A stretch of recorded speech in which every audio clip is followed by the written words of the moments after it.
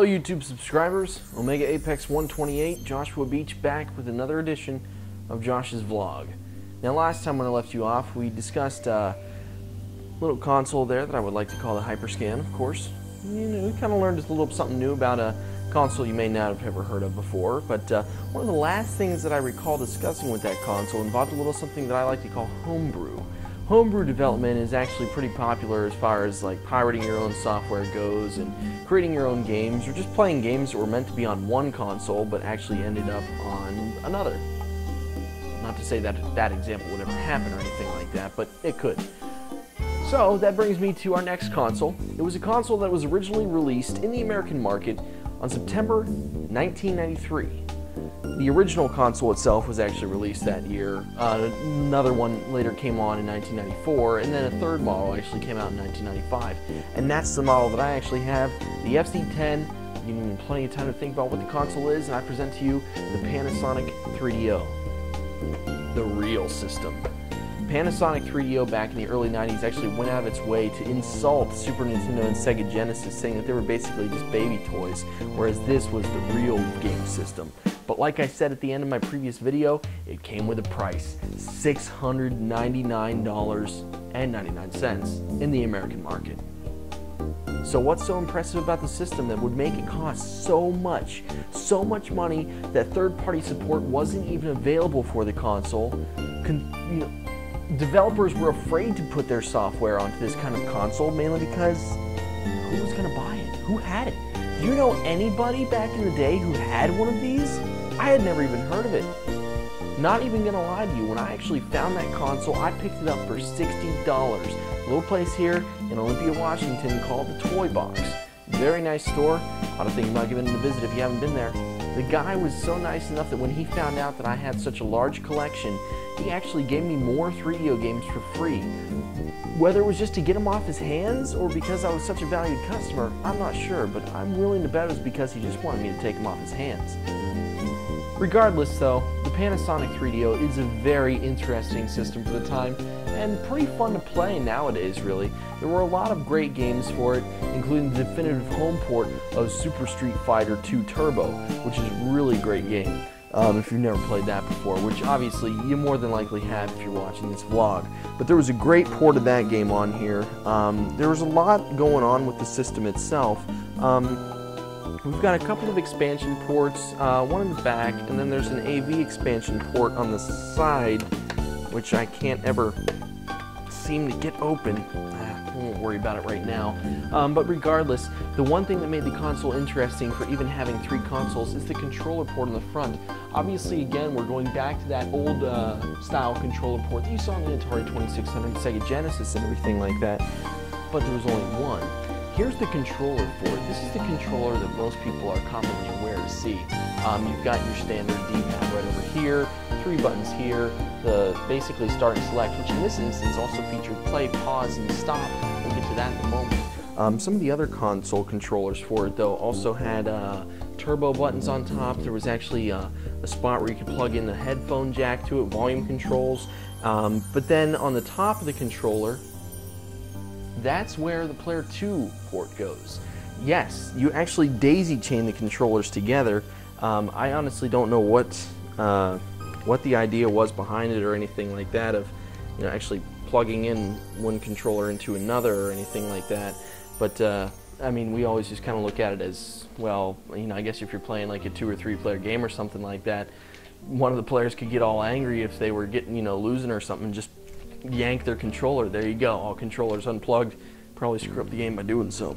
Regardless though, there were its fair share of, you know, educational games, just like I've touched bases with before with like my CDI review, how I kind of talked about how there were a lot of educational games. It was kind of the same thing with the 3DO, real pixelated mishmash of a lot of the games. Some of the games that I got with the system included Golf, Gex, Myst, and my personal favorite, Wolfenstein 3D.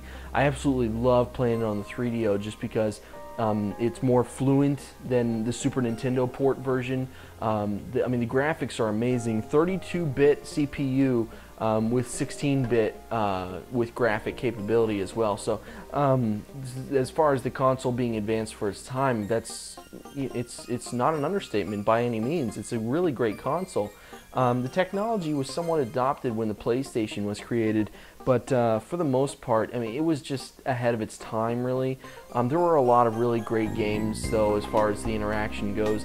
Kind of that odd stage between, that's been discussed before with CDI, 3DO, Sega CD, and everything like that, where, you had, like, not really interactive games, but like more along the lines of interactive movies that involve, just kind of watching the video. Yes, I am kind of referring to some of those games like Night Trap and stuff like that. Night Trap was basically made popular on the Sega CD, but it is also available on the 3DO as well. But this is the top loader that I have anyway. It's not bad. It reads the disc very well.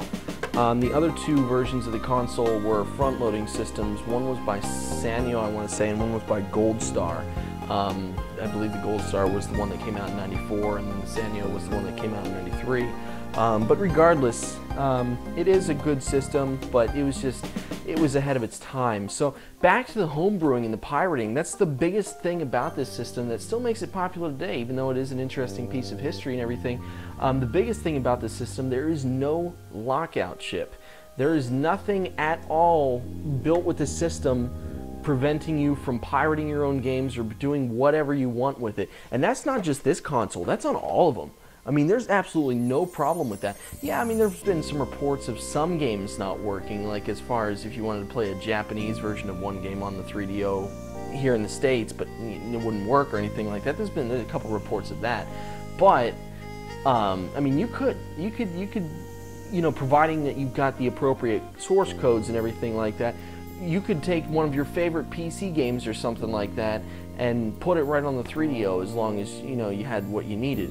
Obviously, if you wanted to do something along the lines of the keyboard, I would imagine that's kind of where the expansion ports were to come in. But what I like most about the system is the options that you have to select it up, or hook it up or anyway.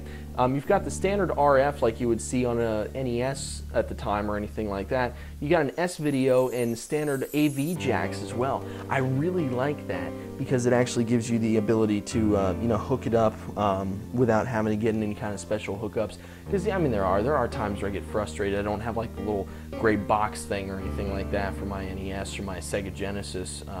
Because I just don't know where they are. Some of them I have don't work, so I do run into that problem occasionally. But the other thing that's pretty cool about it is that it also plays the compact discs as well, compact disc digital audio. It was one of the first consoles to actually include an audio visualization on the screen, which basically at the time it's like play audio music, create mesmerizing images on your television screen, stuff like that. I mean, so it was a good advertising campaign. Lots of great ports for the system itself because it was able to support such great graphics. There's no doubt about that. The only thing, like I said, I'm disappointed that it never actually made it in the market, just because it was just so much. Sega Genesis and Nintendo, they're the big marketers. Sometimes you got a console in there every now and again that really kind of you may cause you to think, well, this is going to be the next best thing. Personally, I think back in the day the 3DO would have done that for me, but not everyone has the same opinion. So basically, having covered more systems from the 90s and everything like that, I do feel that it is time that we start to move on to, we covered a lot of systems, some rare, some obscure, but I think it's time that I went ahead and just covered, your standard basic system. We're going to do a special 3-part review on the Sega systems. So stay tuned, come back to the channel often. We got more upcoming and exciting news along the way, so definitely be sure to keep on tuning in. Keep playing video games, and until next time, we're going to take a look at the Sega Genesis, the Sega CD, and the Sega 32X. So enjoy.